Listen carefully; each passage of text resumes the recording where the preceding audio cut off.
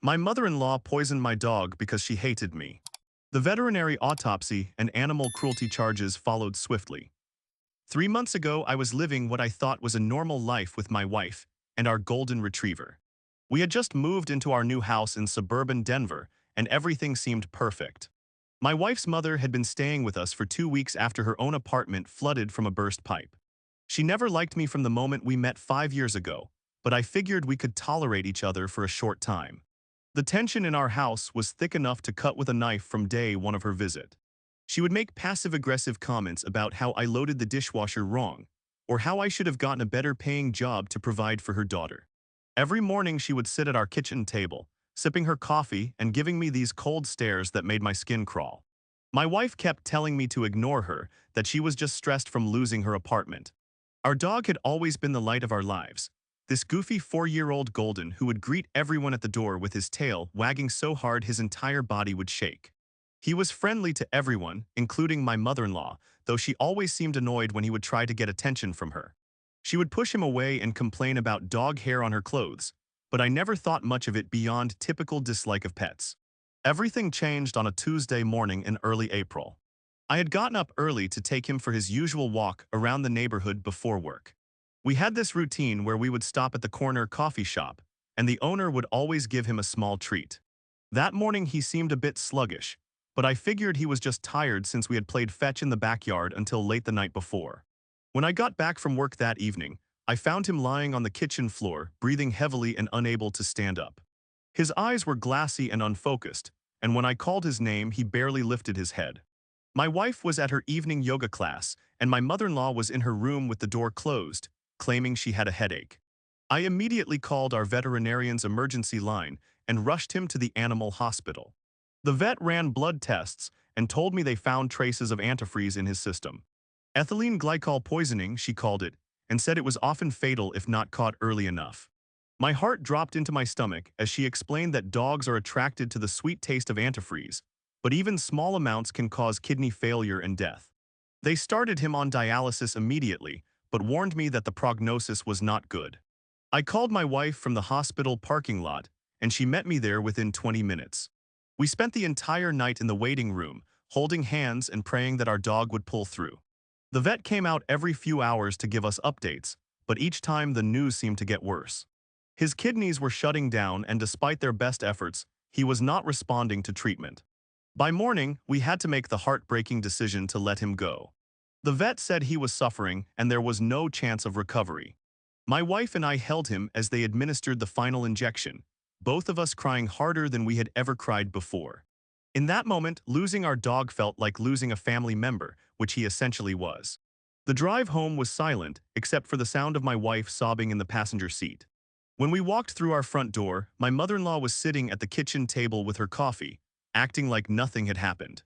She asked how the dog was doing, and when my wife told her he had died, she just nodded and said something about how it was probably for the best since he was getting old anyway. Something about her reaction felt wrong to me, but I was too grief-stricken to think clearly. We spent the next few days making arrangements for cremation and trying to process our loss. My mother-in-law extended her stay another week, claiming she wanted to be there for her daughter during this difficult time. I found it odd that someone who had shown so little affection for our dog suddenly wanted to provide emotional support. The first red flag came when I was cleaning out our garage and found an empty container of antifreeze that I had never seen before. We had lived in the house for only 3 months, and I had never purchased any automotive fluids.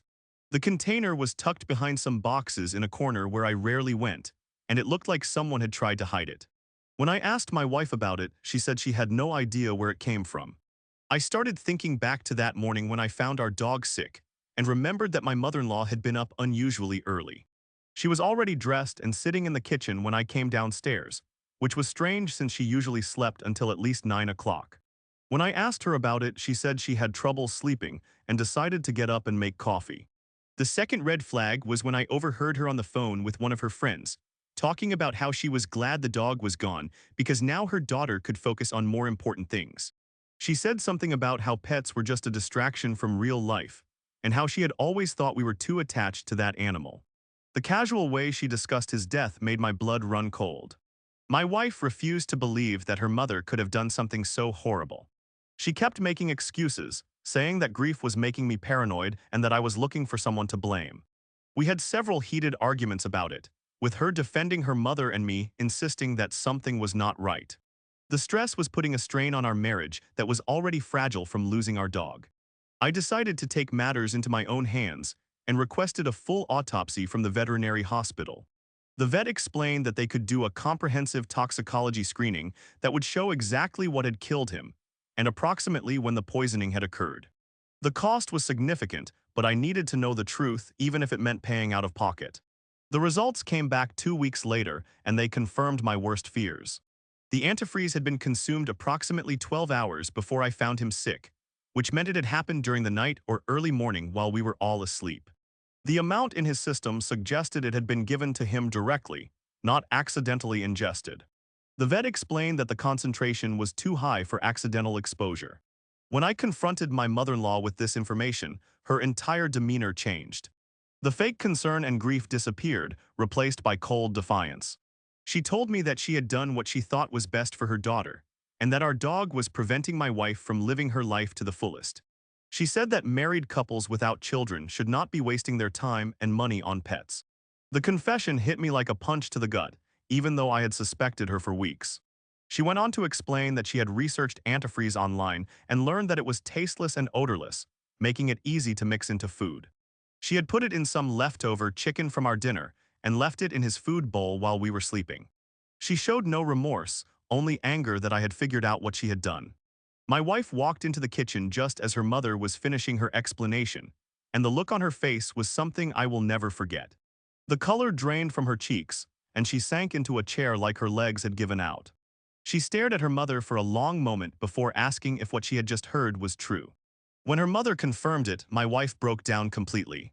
The next few hours were a blur of phone calls and decisions that would change our lives forever.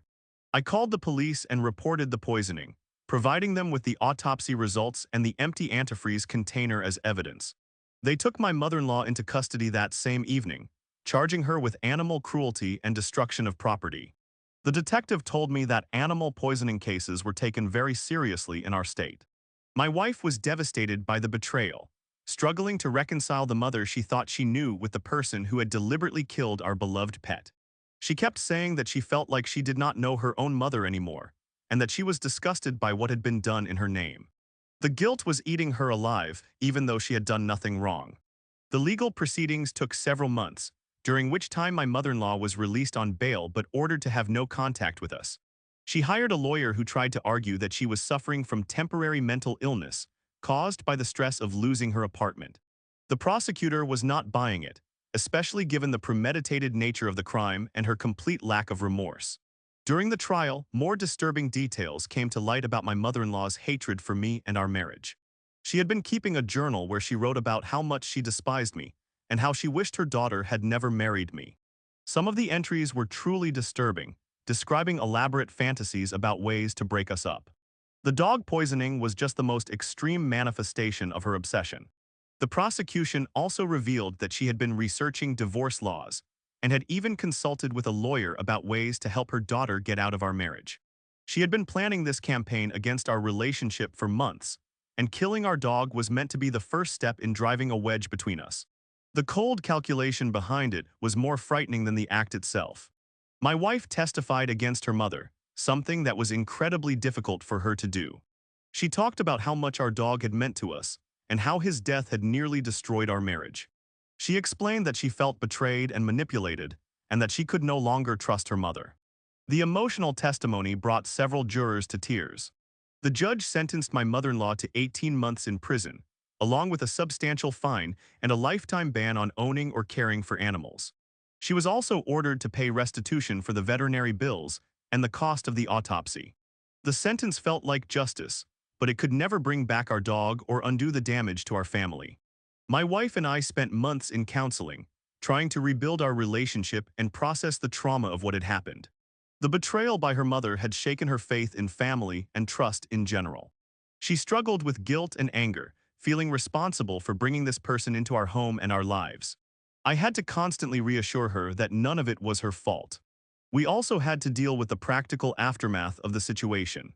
My wife had to cut all contact with her mother, which was devastating for her despite everything that had happened. She lost not just her mother, but also her sense of family and the support system she had relied on her entire life.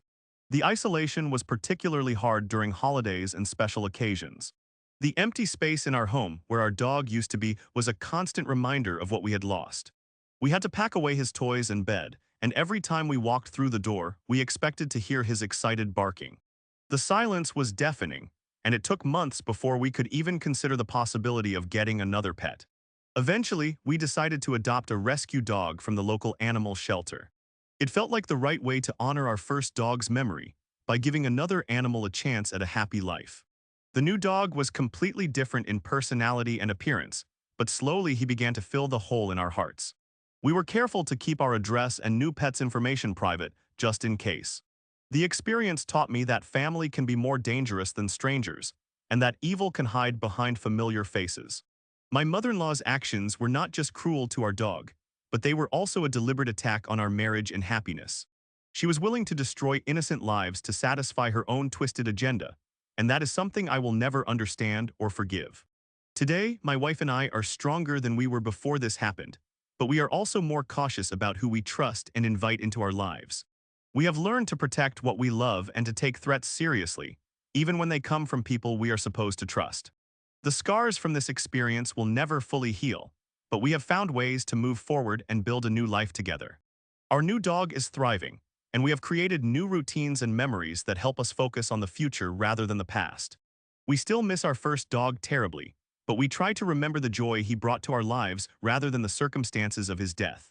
His memory drives us to be better pet parents and to never take for granted the love and loyalty that animals give us unconditionally. The legal case is now closed, but the emotional healing continues. My wife has reconnected with other family members who were as shocked and disgusted by her mother's actions as we were. She has built a new support network of friends and relatives who understand what we went through and continue to stand by us. The experience has shown us who our real family is, and it is not always the people we share blood with.